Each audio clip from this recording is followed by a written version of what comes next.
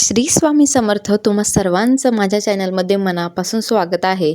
तर आज म्हणजे खूप दिवसानंतर व्लॉगिंग चाललेली आहे, कारण की आता तुम्हाला माहिती आहे आमच्या घरी बाळ जन्माला आलं आणि त्यानंतर आम्हाला देवपूजा करायला 9 दिवस चालत नव्हते. तर आम्ही 9 दिवस पाळले.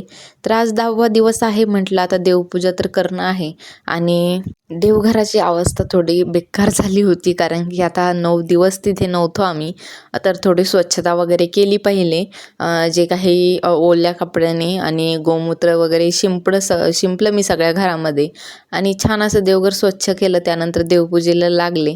तर खूप छान वाटतं, कारण की देवपूजा घरात नसले ना तर एकदम म्हणजे असं बोर दिवस जातो. देवपूजेची सवय झाली आहे ना आता, त्यामुळे देवपूजा करावी म्हणजे करावीच. प्रत्येकाने दररोज देवपूजा करावी. तर इथे मी आता काय करत होते, कारण की आता 9 दिवसाने देवांना आंघोळ नव्हती. तर इथे पहिले साध्या पाण्याने देवांना सगळ्या आंघोळ घातली. त्यानंतर इथे मी पंचामृत केलेलं होतं हे. तर पंचामृताने देवांना आंघोळ घातली आणि मी सगळ्या ज्या माझ्याकडे देवांच्या मूर्ती आहे त्यांना मी ह्याच प्रकारे आंघोळ घातलेली होती, कारण की 9 दिवस म्हणजे खूप मोठा गॅप येतो आणि त्यानंतर आपल्याला पंचोपचार जे स्नान असतं ते देवांना घालणं खूप गरजेचं असतं. तर त्यामुळे इथे मी तेच घालत होते. माझ्याकडे जेवढ्याही काही देवाच्या मूर्त्या आहे त्यांना मी ह्याच प्रकारे स्नान घातलं. आणि काय होतं ना, तर खूप दिवस झाले होते आणि सेवाही खंडित झालेली होती. तर आता नवीन सेवाही सुरू करायच्या होत्या. तर म्हटलं आज पहिले छान अशी देवपूजा वगैरे करून घेऊ आणि मगच त्यानंतर आपण ज्या सेवा आहेत त्या सुरू करू. तर मला करायचे होते 108 पारायण. म्हणजे झालं असं होतं की जेव्हा गायत्री प्रेग्नेंट होती, तर तेव्हा थोडा 5व्या-6व्या महिन्यामध्ये बाळामध्ये थोडंसं मेजर प्रॉब्लेम सांगितला होता. तर मग असं काय करावं सुचत नव्हतं मला.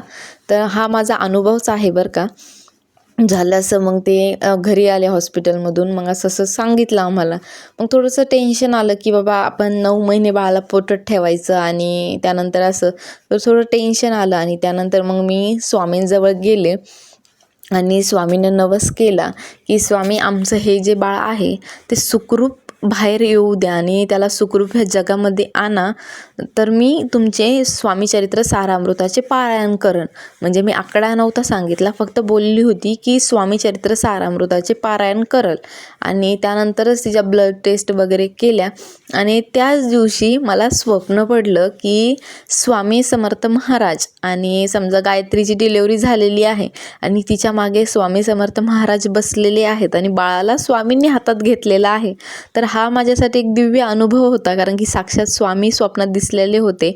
आणि झालं असं होतं की म्हणजे त्या दिवशी मला ते स्वप्न पडलं. सकाळी हे स्वप्न पडलं आणि त्यानंतर मी घरात सगळ्यांना सांगितलं आणि मनातली एक भीती निघून गेली की आता आपलं जे बाळ आहे ते सुखरूप आहे. आणि त्यानंतर जे काही तिचे रिपोर्ट होते तेही सगळे नॉर्मल आले आणि खूप छान वाटलं, कारण की स्वामी सेवा करतो आहे आणि त्याची प्रचिती येते. पदोपदी स्वामी आपल्याला साथ देत आहेत. तर याशिवाय मोठं भाग्य नाही. आणि कारण की माझ्यावर जे काही संकट येतं ते पहिले स्वामी तारतात, हे तर खरं आहे. आणि असं होऊन जातं ना की एका वेळी कोणीही कामं येत नाही, तिथे मला स्वामी उभे असतात. तर ह्यावेळीही तसंच झालं, बाळाच्या बाबतीतही तसंच झालं आणि स्वामी उभा होते. तर तेच आज बाळासाठी नवस केला, तो एकदाचा स्वामींच्या चरणी वाहिला, कारण की नवसाचं ओझं जास्त दिवस आपल्या खांद्यावर बाळगायचं नाही. म्हणजे तुम्ही स्वामींना एखादा नवस करत आहात तर तो नवस तुमच्याकडून पूर्ण झाला पाहिजे.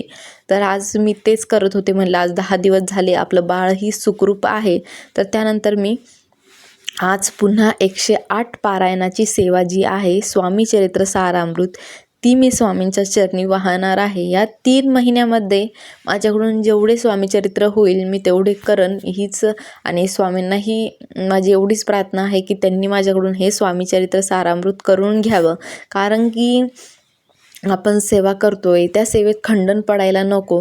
तर कसं होतं ना, आता ही 9 दिवसाचा जो गॅप आहे तो खूप मोठा झालेला आहे आणि 9 दिवसानंतर माझे 50 पारायण ऑलरेडी झाले होते. तर मग आता ते पारायण मला तिथे स्टॉप करून नव्याने सुरुवात करायची होती. माझे 11 गुरुवार चालू आहे, तुम्हाला सगळ्यांना माहिती आहे. तर 11 गुरुवारामधला जो माझा फक्त एक गुरुवार गेला, त्यानंतर मी काय केलं, गुरुवार सोडले नाही. कारण की गुरुवार फक्त एक म्हणजे एक जो गुरुवार आहे तो गेला माझा. त्यानंतरचे मी जे पुढचे गुरुवार आहे ते कंटिन्यू करू शकते. जर माझे 3-4 गुरुवार गेले असते तर मला नव्याने सुरुवात करावी लागली असती. पण मी आता गुरुवार जे आहे तेच काउंट करणार आहे. माझे 5 गुरुवार झालेले आहे. आता हा जो येईल तो 6वा गुरुवार आहे माझा. तर असो, अशी स्वामी सेवा करून घ्यावी आणि अशीच स्वामी कृपा राहू द्यावी. आणि तुम्हाला मी एक सांगेन, मी ह्यासाठीच गुरुचरित्र पारायणही केलं होतं बघा, की बाळ जे आहे ते सुखरूप असावं सगळं.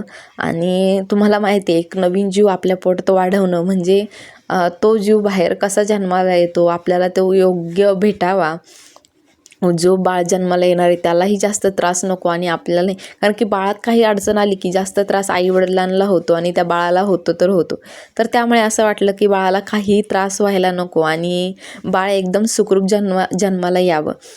त्याच्यासाठीच ही सेवा होती आणि ती स्वामींनी एकदम सुखरूप बाळाला आमच्या हाती दिलं. आणि ज्या दिवशी बाळ जन्मलं हे कळलं आणि मेन म्हणजे मुलगी झाली हे कळलं ना, तर त्या दिवशी तर म्हणजे आमच्या आनंदाचा ठिकाणच नव्हता. कारण की स्वामींनी जे दिलं आहे म्हणजे मुलगा मुलगी आम्ही काही भेद करत नाही. आमच्यासाठी मुलगी समान आहे आणि मुलगाही.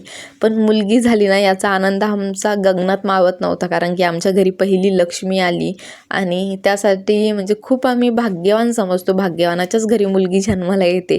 तर असं काहीतरी होतं. हे जे 9 महिन्याची जर्नी होती आणि गर्भसंस्कार खूप महत्त्वाचे आहे. मी एक गर्भसंस्कारवर जो फुल व्हिडिओ आहे तो मी बनवणार आहे. कारण की माझ्याकडे एक गर्भसंस्कारचं पुस्तक आहे. आम्ही आमच्या बाळामध्ये ह्या 9 दिवसामध्ये बघितलं.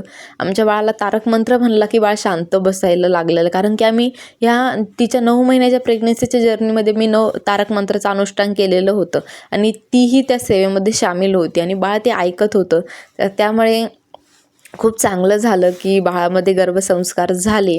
आणि गर्भसंस्कार का महत्त्वाचे आहे हे मी त्या व्हिडिओमध्ये तुम्हाला नक्कीच सांगेलच, की आजकालच्या काळामध्ये गर्भसंस्कार बाळाला स्वामी सेवेमध्ये रमवणं हे का गरजेचं आहे. आणि तुम्ही ज्या देवाची सेवा करता तर त्या देवाचं बाळ बाहेर आल्यावर सेवा करायला लागतं. तर हे तर खरं आहे. तर असो, तुम्हीही जर कोणी तुमच्यामध्ये प्रेग्नेंट असाल तर गर्भसंस्कार आवश्यक करणे. कारण की शुद्ध बीजापोटी फळे रसाळ गोमटी हे म्हणलेलं आहे वाक्य. आणि जर आपण ती बीज शुद्ध करत गेलो तर आपल्या जे पोटी फळ येईल तेही खूप शुद्ध येईल आणि सात्विक असेल, स्वामी सेवेत रमणारा असेल. असो, आता आमचं एवढंच ध्येय आहे. जे बाळ झालेलं आहे त्याला स्वामी सेवेत आणणं, त्याला स्वामीची गोडी लावणं हेच माझं तरी ध्येय आहे. कारण की तुम्हाला माहिती आहे, स्वामींशिवाय आमच्यासाठी कोणीही मोठं नाही आहे. तसंच आमच्या बाळासाठी आता स्वामींशिवाय कोणी मोठं नसणार आहे हे आम्हाला एवढं माहिती आहे. तर बघा आता किती छान देवपूजा झाली आहे. तब्बल 10 दिवसानंतर देवपूजा केली तर असं वाटत होतं की 10 वर्ष झाले स्वामींना भेटलेली नाही आहे. तर इथे मस्त अशी देवपूजा वगैरे केली आणि आता लगेच संकल्प केला 108 पारायणाचा. सेवेला सुरुवात केली. कारण की तुम्हाला माहिती आहे सेवेला मी अजिबात उशीर लावत नाही.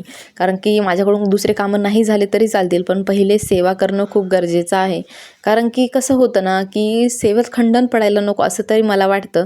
तर इथे मी स्वामीचरित्र सारामृत पारायणाला सुरुवात केली आणि बऱ्याच जणांची मला कमेंट आली होती की आम्हाला स्वामीचरित्र सारामृत दाखवा, हा ग्रंथ कसा आहे. तर हा आहे स्वामीचरित्र सारामृत आणि तो नित्य सेवा आहे. तर थोडा आता खूप जुना झालेला आहे हा ग्रंथ. श्री स्वामी समर्थ. तर आज जी सेवा आहे ती सगळी झाली आणि तब्बल 10 दिवसांनी स्वामींना भेटले.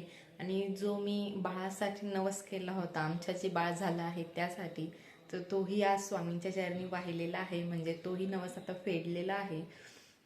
आणि स्वामींना एवढीच विनंती, अशीच कृपा आयुष्यभर राहू द्या. तर व्हिडिओ कसा वाटला हे नक्की सांगा आणि इथून पुढे आता रेग्युलर व्हिडिओ येतील तर व्हिडिओ नक्की बघा. श्री स्वामी समर्थ.